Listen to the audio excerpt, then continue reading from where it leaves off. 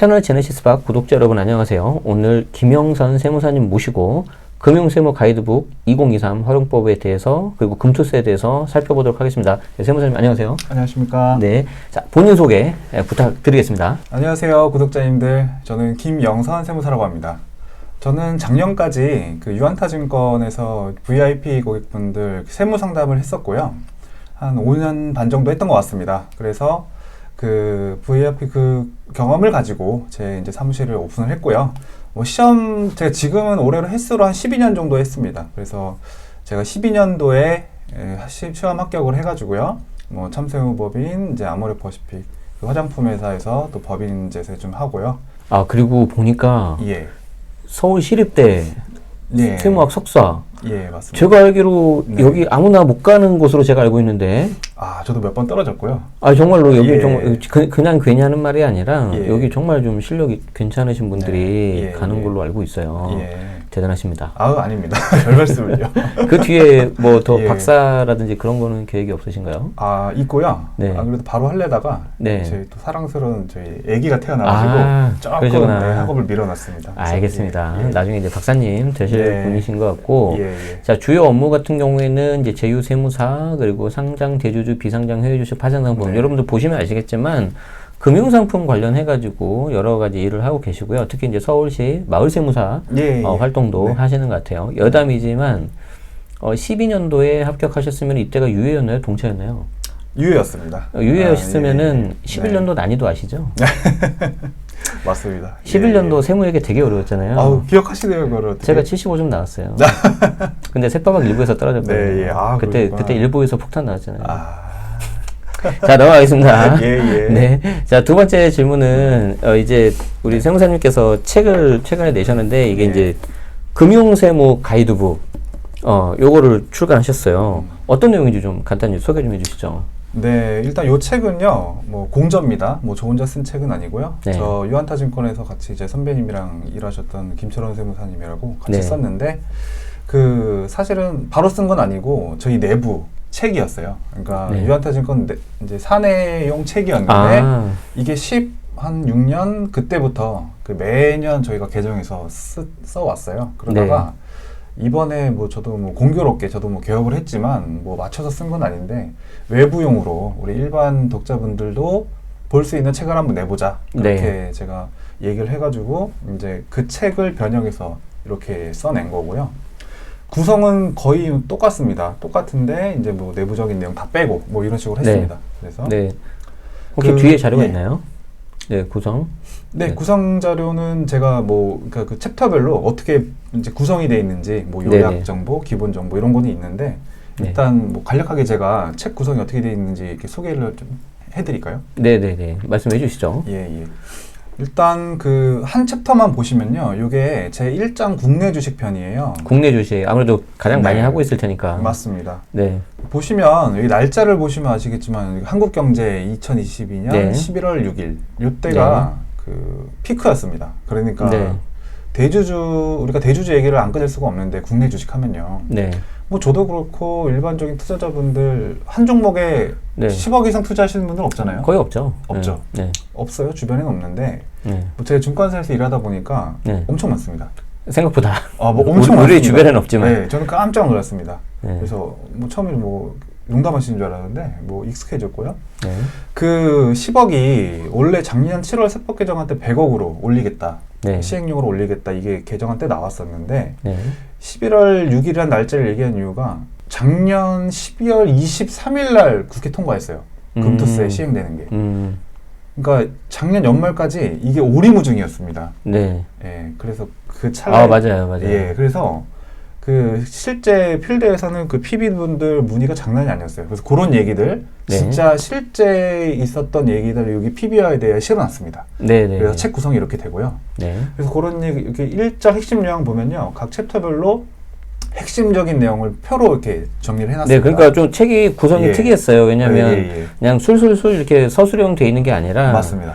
약간 PPT 맞아요. 자료 보는. 예. 그래서 아까 그 내부적으로는 자료라고 하셨구나. 예. 그래서 네. 보시면 아시겠지만 뒤에 내용 안 봐도 요거만 바쁘시면 딱 봐도 되는 거. 네. 그래서 요런 책이고요. 네. 기본 내용은 이제 서술형으로 이제 뭐 세제 개편부터 해서요. 쫘르르 이렇게 써 있습니다. 뭐 개정세법, 뭐 주요 내용. 예. 네. 그래서 이게 저도 사실 솔직히 조금 어려웠어요. 예. 저한테는. 네네. 양도 많고 그랬는데 양이 굉장히 두껍고 내용이 많습니다. 좀 이 책을 좀 어떤 사람이 보면 좋은지 그리고 어떻게 활용하면 좋은지에 대해서 좀 말씀 좀 해주시죠. 예.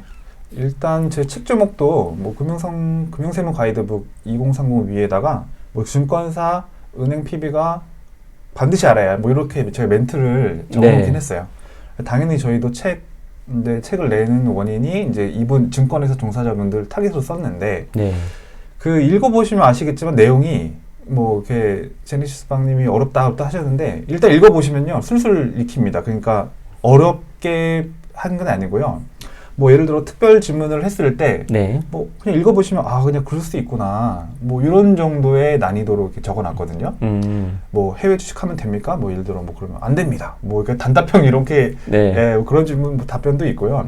그래서 이렇게 읽어보시기에 금융상품을 조금 하시는 분들 그 당연히 누구나 하시지만 특히나 요즘 해외 주식 좀 갑자기 뜨고 있잖아요. 가격이 작년에는 뭐 해외 주식하면 항상 뭐 증여해야겠다 가격 낮아져 있으니까 이런 그게 좀 암담한 현실이 있었는데 올해는 또 상반기에 장이 좋은 것 같아요. 그래서 해외 주식하는 분들도 어떻게 이거를 활용해서 할 수 있는가 이런 모든 내용들이 다 여기 금융세무 가이드북에 담겨 있고요. 그래서 뭐 그 주식이나 뭐 해외 주식하는 분들도 그렇고요. 그 해당되는 것들 하시는 분들 뭐 펀드 하시는 것도 그렇고 그러니까 내가 이 책을 보시면 운영하시는 보유하시는 상품들이 분명히 하나는 있을 거예요. 그렇죠. 찾아보시면 됩니다. 꺼내 먹으시면 돼요. 약간 좀 그렇게 백과사전식으로 좀 활용하면은 좋겠다. 자 그러면 그럼에도 불구하고 좀 가이드를 줬으면 좋겠다. 내가 이제 금융상품에 앞으로 투자를 하고 싶은데 나는 좀 이게 다 볼 여력이 안 된다. 그러면 좀 이 챕터 중에서 좀 이렇게 딱 골라줬으면 좋겠다. 예를 들어서 우리 장이 많이 있잖아요. 맞습니다. 여기서 좀 생각하시기에 좀 가장 중요하다고 생각하는 챕터 그 이유에 대해서 좀 말씀해 주시죠. 그거는 일단 금융투자소득세를 꼽을 수 있습니다. 그러니까 제 4장 금융투자소득세 보시면 되는데요. 네, 4장. 제 멘트도 과세 패러다임 전환 이렇게 써놨어요. 그러네요. 완전 바뀌어버립니다. 그래서 이게 뭐 다행스럽게 작년 말에 입법이 통과돼가지고 25년으로 또 밀렸죠. 원래는 23년 올해부터는 원래 시행이 되는 거였는데 그래서 요 사장은 굳이 뭐 다른 거 없으시더라도 이제 금융투자소득세가 앞으로는 어떻게 바뀌겠구나 이런 것들은 미리 예습하는 차원에서도 보셔도 좋을 것 같습니다. 특히 금융상품에 투자하시는 뭐 주식 투자하시는 분들은 당연한 거고 맞습니다. 뭐 저 같은 경우는 사실 굉장히 비중이 작거든요. 거의 그냥 부동산 위주고 주식은 그냥 거의 없다고 봐야 되는데 저 같은 사람도 좀 알아둬야 될까요? 그럼요. 제가 장표를 한번 좀 넘겨볼까요? 네, 한번 다음 장을 한번 좀 보겠습니다. 계속 요 장이고요. 제가 그래서 참고로 한번 해봤어요. 그러니까 제가 그 시립대 석사 논문도 상장 주식 대주주 절세 전략 이렇게 해서 그걸로 석사 논문을 썼는데 그 내용 제가 조금 이제 편집했어요. 보시면 요거는 그 이제 개인 금융투자 실태 분석이라는 자료인데 뭐 옛날 자료긴 합니다. 17년도 자료. 근데 보시면요. 그 주식에 제가 비중이 19% 정도라고 돼 있잖아요. 그러면 많이 한다는 겁니다. 실제로 많이 하시고. 근데 중요한 건 뭐냐면요. 요 44.3%를 주목하실 필요가 있어요. 예적금. 예적금이 44.3%다. 반대로 얘기하면 공격성 자산이 더 많다는 겁니다. 55.7. 그래서 생각보다 예적금만 몰아넣는 게 아니고 이런 자산들이 다 포트로 하게 되면 더 많다. 무조건. 그러네요. 이게 좀 나눠서 이렇게 좀 작아 보이지. 그렇죠. 이걸 공격적인 게 50%가 넘는다. 그거를 말씀드리고 싶었고요. 이제 소득 수준별로 이제. 아이고, 왜 이렇게 넘어가냐. 5분위로 나눠봤죠. 이 통계 자료에선. 1구간, 2구간, 3구간. 빨간색이 이제 고소득 구간이죠. 그러니까 금융자산이 가구당 뭐 2억 이상 넘어가는. 보면요. 요 빨간색 그래프를 보시면, 자, 점점 올라갈수록 네. 금융자산 보유 비중이 높아지고 네. 예금성 자산 비중이 높아지고 네. 근데 그 1구간이 제일 높죠. 57%. 57%. 네. 그러니까 예금이 더 많다는 거예요. 네. 근데 이제 오른쪽 그래프를 보시면 투자성 자산을 보시면 5구간이 네. 50%로 제일 많죠. 네네. 소득 수준이 높아지면 그 공격자 자산이 더 많이 보유하고 있다는 거를 의미하고 있는 거죠. 네. 금융자산 중에. 네. 그래서 제네시스 방님도 앞으로 더 부자가 되시면 네. 공격성 자산이 더 많아지실 거로 저는 믿고 있습니다. 네네. 알겠습니다. 네. 그럼 이제 네. 그 아무래도 그 특히 사장 예, 예. 금투세 관련된 내용을 좀 보라고 말씀하셨는데 맞습니다. 거기에 대해서는 예. 구체적인 내용은 저희가 2부에서 설명을 드리도록 하겠습니다. 네. 자, 그러면은 이쯤에서 하나 좀 개인적으로 궁금한 게 있는데 그럼 예. 세무사님도 네. 계속 증권회사 계셨었고 예, 예. PB셨고 주변에 이제 많은 그런 자산가분들을 보셨는데 예. 이쯤에서 이제 본인의 어떤 투자 포트폴리오 혹은 투자 뭐 계획 이런 것들 좀 공유해 줄 수 있는 거 있으세요? 예를 들어서 금융상품을 좀 뭐 예. 나도 하고 있다라든지. 저는 하고 네. 있고요. 네, 주로 그러면 어디에 하고 계세요? 국내 주식, 해외 주식 아니면 뭐 채권? 뭐. 저는 뭐 가십적인 거긴 하지만 네네네. 저는 좀 CB 위주로 좀 하고 있습니다. CB라는 건 뭡니까? 그러니까 네. 전환사채라는 건데요. 컨버터블 본드. 네, 네. 컨버터블 본드. 그 붙이는 본드 아니에요, 여러분들. 네, 그 돼지고 네. 본드 아니고요. 네. 저 좋아하긴 하는데 네.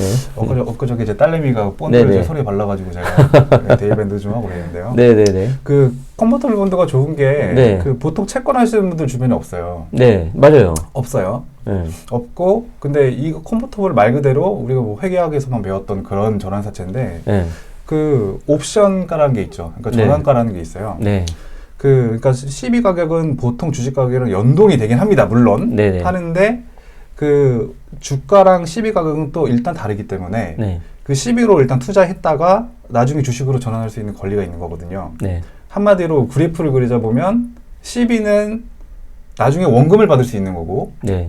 주식으로 전환할 수도 있는 거고 네. 그래프를 그리면 우상향입니다. 네. 그러니까 하단이 막혀 있죠. 그러니까 이제 선택지도 많이 있고 맞습니다. 잘 하면은 이제 이론상으로는 네. 손실을 거의 없게 아주 예, 최소화하면서 네, 네. 수익을 볼 수 있는 맞습니다. 하는데 이제 사실 회계 처리는 굉장히 복잡해서 항상 나오면 저는 제끼는 파트였어요. 여기는 그냥 넘어간다. 뭐 나오면 틀린다. 개인은 회계 처리가 필요 없으니까요. 네네네. 그랬는데 이제 이걸 이제 실제 투자 쪽은 네. 이쪽으로 하시고 네, 제가 전환사채 네. 투자하는 사람은 처음 본 것 같아요. 저도 뭐 일단 저는 뭐 그 증권사에서 계기가 있었습니까? PB는 아니었고요. 네네. 그 저는 그 세무 컨설팅하는 이제 컨설팅 부서에서 네, 고객들 네, 네. 만나는 거였는데 네. 전환사채를 위주로 하시는 분들이 꽤 있으세요. 네. 그런 고객들을 만나다 보니까 네. 김세무사도 이런 거 한번 해보시지. 그렇죠. 왜, 그렇죠. 왜 그런 주식만 해? 알주식만 이런 것도 해봐. 그러다 보니까 퍼트가 거의 뭐 12만 60%가 넘어갑니다 일단. 와. 네, 그렇게 됐습니다. 좀 재미를 보고 있다는 겁니다, 여러분. 일단 아닙니다. 50 예. 과반수가 넘어갔다는 거는 좀 해볼만 하다, 남는 게 예. 있다라는 걸로 좀 이해하시면 되겠고요. 자, 일부 좀 네. 마지막 질문인데, 예. 재테크하면 네. 아무래도 여러분들이 많이 생각하시는 게 이제 주식, 부동산 아닙니까? 예, 물론 맞습니다. 요즘에 이제 코인도 들어가긴 하는데, 네. 이제 주식, 부동산이라고 했을 때, 특히 이제 부동산 같은 경우는 저도 이제 주택임대 사업자고 네. 계속 투자를 하고 있고, 예, 예. 그래서 이제 좀 이렇게 채널도 하게 됐는데, 금액이 워낙 크다 보니까 절세 맞습니다. 전략이 굉장히 중요하단 말이에요. 예, 예. 근데 금융상품은 좀 약간 제가 경험도 좀 부족하고 예, 그래서 예. 그런지 예. 조금 와닿지가 않은데 금융상품도 어떻게 절세 전략 중요합니까? 오히려 더 중요하죠. 오히려 더 중요하다. 예, 더 중요하다. 어떻게 더 중요할까요? 그러니까 뭐 제네시스님도 말씀하셨듯이 뭐 주택임대사업자, 부동산 거의 뭐 전부잖아요. 네네. 관심을 안 가질 수가 없어요. 네. 근데 금융상품은 오히려 관심을 일단 안 가지신 분들이 많습니다. 맞아요. 사실 좀 예. 그런 것 같아요. 오히려 뭐 이렇게 좀 거액으로 굴리시는 분들, 뭐 헤비 트레이더 분들은 뭐 PB가 굴려주겠지? 네. 아니면 뭐 그래봤자 뭐 세금 얼마나 나오겠어? 이렇게 생각하실 수가 있어요. 네. 근데 오히려 부동산은 더 관심이 많기 때문에 집중해서 네. 그렇게 절세 전략도 짜고 왜냐면 한 번 실수하면 큰일 나잖아요. 네, 그 네, 세금이. 근데 금융자산도 마찬가지입니다. 네. 사례를 한번 들어볼까요? 네. 그 다음 페이지를 한번 네. 한번 보시면요. 페이지를 좀 자료를 좀 보고 하겠습니다. 예.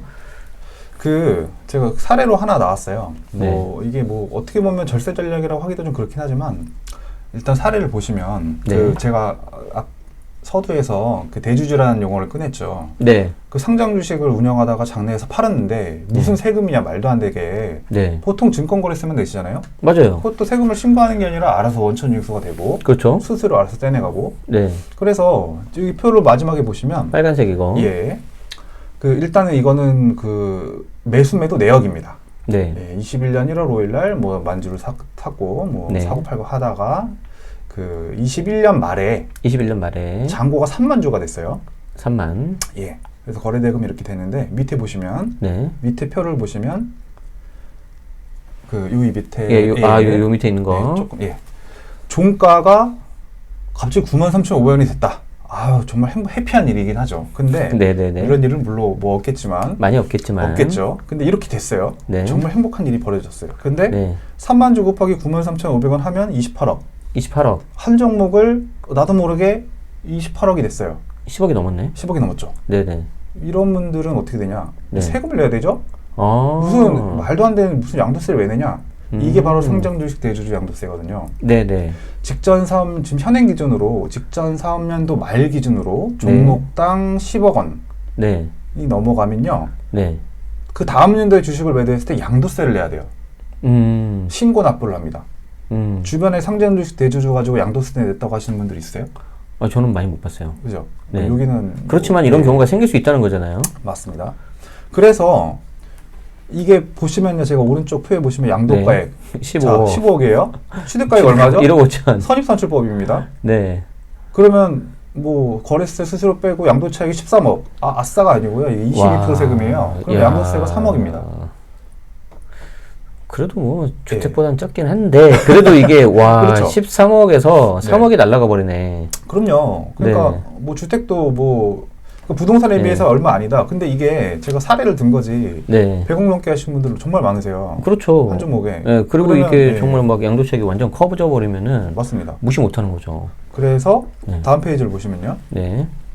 이렇게 세금이 나왔는데 네. 자, 다음 페이지를 보겠습니다. 이 세금을 그냥 내냐? 네. 아니죠. 증권회사에서 이걸 그냥 왜 내요? 이거 만약에 이렇게 해서 넘어갔으면 이제 피비님 난리 나죠. 그렇죠. 왜 내 자산 이렇게 관리했냐? 그래. 이렇게 말해야지. 예. 그래서 뭐 첫 번째로요. 뭐 어떻게 하면 회피하냐? 대주주가 안 되면 되죠. 네. 단순하게. 네. 두 번째로 대주주가 이미 됐으면 취득가액을 어떻게 좀 조정할 수 있는 방법. 네. 올려서. 예, 뭐 배우자한테 넘긴다든지. 네.